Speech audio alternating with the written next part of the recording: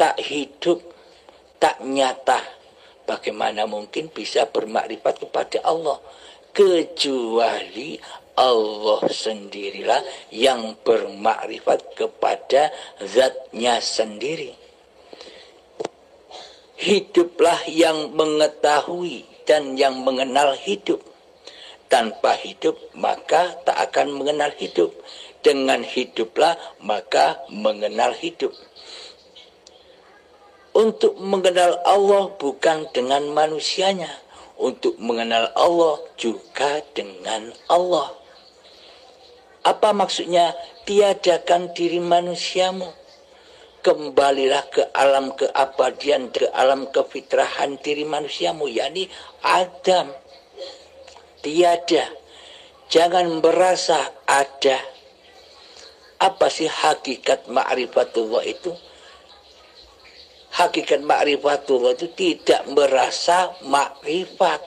Karena manusianya tidak ada. Jika diri hamba merasa dirinya makrifat, itu belum makrifat. Masih pengakuan dan pengakuan diri manusianya yang ngaku-ngaku bermakrifat. Jadi hakikatnya makrifat adalah ngaku di dalam hati bahwa manusianya tidak merasa bermakrifat, kecuali hayatullah lah yang bermakrifat pada zatnya sendiri. Zat sifat asma af'al adalah ahad. Jadi seperti ada pertanyaan, apa makna sejatinya hidup itu? Sejatinya hidup adalah tak merasa hidup.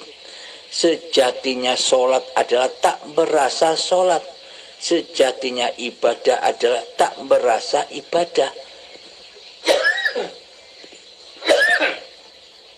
Jika kita yang masih merasa hidup, jika kita masih yang merasa sholat, bila kita masih yang merasa ibadah, itu namanya pengakuan-pengakuan. Masih wujud manusianya lah yang masih mentuhani di dalamnya.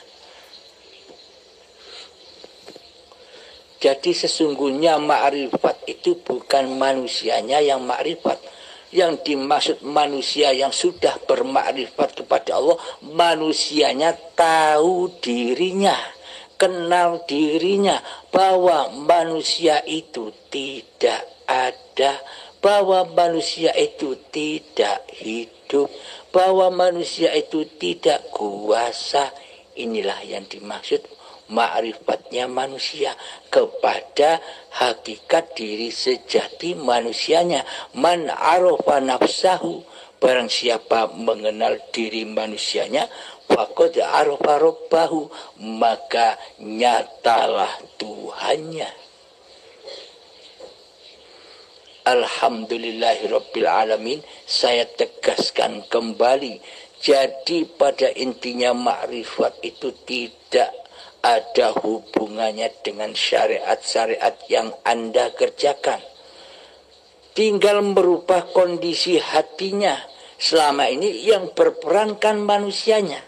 Tinggal dirubah kondisi hatinya. Sekarang ketika kita sudah mengenal bahwa hidup ini bukan hidup manusianya, maka nyatalah hayatullah. Jadi berlakulah seperti biasanya. Biasanya sholat 5 waktu, ya sholat 5 waktu. Perbaiki sholatmu. Dulu di dalam hati linafsi, sekarang bisa lillahi ta'ala. Bisa mi'raj langsung kepada Allah. Yakni apa yang dimaksud mi'raj? Tidak mengaku-ngaku bahwa dirinya lah yang bisa sholat. Yang mensolatkan hanya Allah, hanya hidup. Inilah yang dimaksud as-sholatu mi'rajul mu'minin. Apakah hanya di sholat saja kita bisa mi'raj? Tidak. Bila sholatnya, sholat kan induk dari segala induk ibadah. Bila di dalam sholatnya bisa mi'raj kepada Allah, yakni hamba tidak merasa yang berkuasa atas sholat, maka di luar sholat pun hamba bisa bertemu dengan Tuhannya. Namun jika di dalam sholatnya saja mensekutukan Allah dengan dirinya, hamba yang merasa bisa sholat, hamba yang bisa merasa takbiratul ikhram, hamba yang merasa bisa berdiri, rukuk dan sujud, maka di luar sholatnya pasti mensekutukan Allah. Selama hidupnya selalu mensekutukan Allah dengan dirinya. Jadi itulah hakikatnya dosa. Seperti itu dosa itu bisa Anda rasakan. Dikala hati ini masih yang wujud hambanya yang mentuhani seluruh aktivitasnya badan, itulah dosa, nyatanya dosa. Nah, dulu Anda belum pernah melihat, mengenal dosa. Sekarang Anda sudah tahu apa dosa itu hakikatnya. Dosa itu adalah ketika manusia mensekutukan Allah dengan dirinya di hatinya. Apapun yang dikerjakannya, biarpun kelihatannya manusianya sholat, ibadah, puasa, haji, dan lain sebagainya, tapi hakikatnya tetap berdosa. Bila yang wujud di hatinya masih diri manusianya sebagai Tuhan, sebagai penguasa, sebagai rajanya hati. Sementara Allah pencipta dirinya ditiadakan kewujudannya, digoibkan kehidupannya, ditiadakan kekuasaannya di hatinya selama ini. Inilah hakikat yang dikatakan dosa itu. Terus apa makna hakikatnya pahala di sisi Allah? Di sisi manusia pahala itu goib, tak ada. Pahala goib kok dicari-cari, padahal tidak tahu apa itu pahala. Mengerjakan ibadah, mengerjakan sholat demi imbalan pahala, padahal tidak tahu apa pahala itu. Goib kok dicari. Nah, maksud pahala di sisi Allah itu adalah ketika hati sudah tidak mensekutukan Allah lagi dengan diri manusia kita. Yang ada hanya Allah, hidup ini Allah. Ketika sudah nyata bahwa hidup ini Allah di hati manusia, itulah yang dimaksud pahala. Nyata bukan? Tidak goib bukan? Sudah nyata. Jadi Islam di sisi Allah itu sangat nyata, sangat logika, bukan angan-angan. Inilah yang dikatakan agama itu, yakni ma'rifatullah, mengenal Allah, siapa Allah itu. Inilah yang disebut manusia-manusia yang sudah beragama di sisi Allah. Hatinya selalu selamat dari memandang selain Allah. Jadi yang dipandang, yang disaksikan hanyalah Allah di hatinya. Ketika duduk, hati menyaksikan Allah lah yang mendudukkan badan. Ketika berdiri, hatinya sudah menyaksikan bahwa Allah lah yang memberdirikan badan. Dulu kan nama kita yang kita sebut.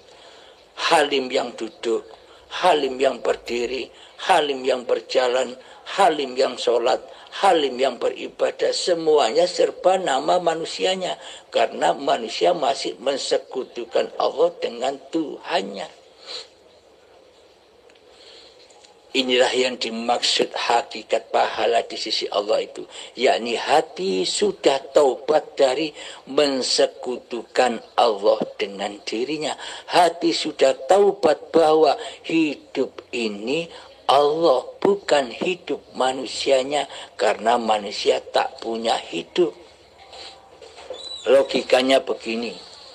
Anda sholat, Anda beribadah.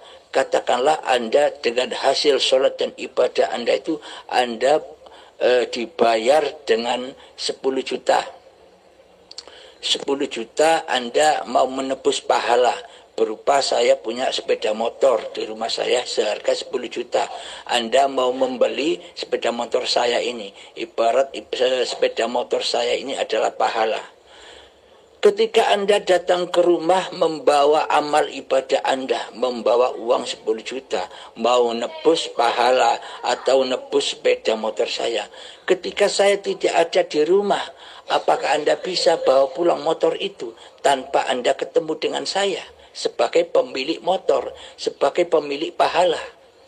Kan tidak mungkin Anda bisa membawa pulang motor itu, atau Anda akan mendapatkan pahala sebelum Anda bertemu dengan si pemilik pahala.